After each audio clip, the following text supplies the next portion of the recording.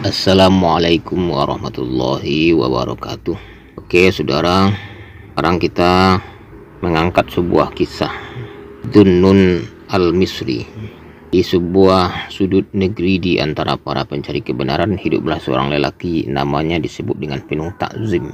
Namanya adalah Dhunnun al-Misri. Ia bukan sekadar seorang sufi, tetapi juga lautan hikmah yang dalam, yang mampu menyingkap tabir dunia dengan kebijaksanaan yang tajam. Di masa itu dunia dipenuhi dengan orang-orang yang mencari makna, entah dengan harta, ilmu, atau pengorbanan. Namun tidak semua pencarian berujung pada kebenaran. Ada yang menyangka bahwa memberi adalah jalan untuk memahami, tanpa menyadari bahwa pemahaman sejati bukan tentang berapa banyak yang diberikan, melainkan seberapa dalam seseorang mengenali hakikat dari memberi itu sendiri. Kisah ini bermula dengan seorang anak laki-laki yang memiliki 100.000 dinar. Kekayaan yang bagi banyak orang adalah jawaban dari segala harapan. Dengan penuh semangat, ia mendekati Dhunnun, berharap dapat menggunakan hartanya untuk melayani para darwis. Namun sang sufi melihat lebih jauh dari sekedar niat baik.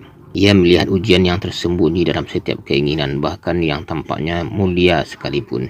Dan disinilah perjalanan itu dimulai, sebuah perjalanan yang bukan hanya tentang harta tetapi tentang kebangkitan jiwa. Sebuah kisah yang mengajarkan bahwa hakikat kemiskinan bukanlah ketiadaan materi, melainkan kebebasan dari keterikatan padanya.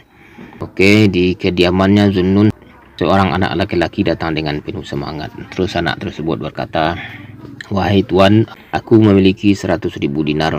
Aku ingin menghabiskannya untuk melayanimu dan para darwis. Izinkan aku menggunakan emas ini untuk mereka."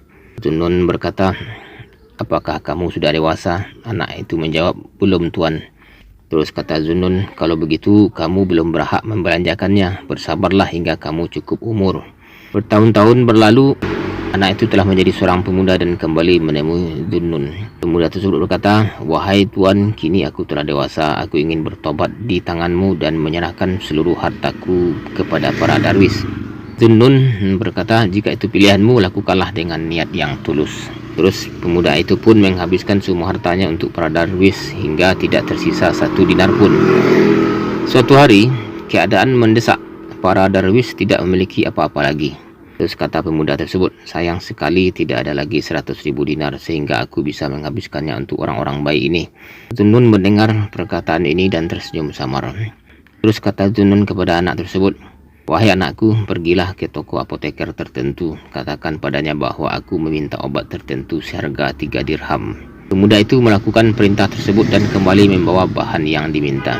Kemudian kata Dhunnun, "Masukkan bahan itu ke dalam lesung dan tumbuklah hingga halus. Lalu tuangkan sedikit minyak hingga menjadi pasta. Setelah itu buat 3 butir dari pasta itu dan tusukkan masing-masing dengan jarum." Pemuda itu mengikuti instruksi dan menyerahkan butiran tersebut kepada Dhunnun. Dhunnun menggosok butir itu di tangannya lalu meniupnya. Seketika butiran itu berubah menjadi 3 batu delima yang sangat indah.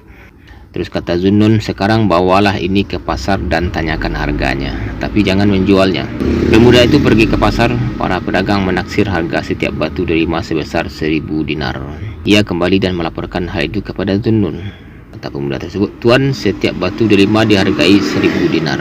Terus kata Dhunnun, "Sekarang masukkan mereka ke dalam lesung, tumbuklah hingga halus, lalu buang serbuknya ke dalam air." Pemuda itu pun melakukannya. Dengan ragu, pemuda itu menumbuk batu delima menjadi serbuk lalu membuangnya ke dalam air. Terus Dhunnun berkata, "Wahai anakku, para darwis ini bukan kelaparan karena tidak ada roti. Ini adalah pilihan mereka sendiri." Pemuda terdiam. Ia menyadari bahwa hartanya sebesar apapun tidaklah penting dibandingkan pemahaman sejati tentang kehidupan. Air matanya menetes. Pemuda berkata, "Aku mengerti sekarang, Tuan. Aku bertobat." Sejak hari itu dunia tak lagi memiliki nilai di matanya. Demikian saja pembicaraan ini, semoga bermanfaat. Assalamualaikum warahmatullahi wabarakatuh.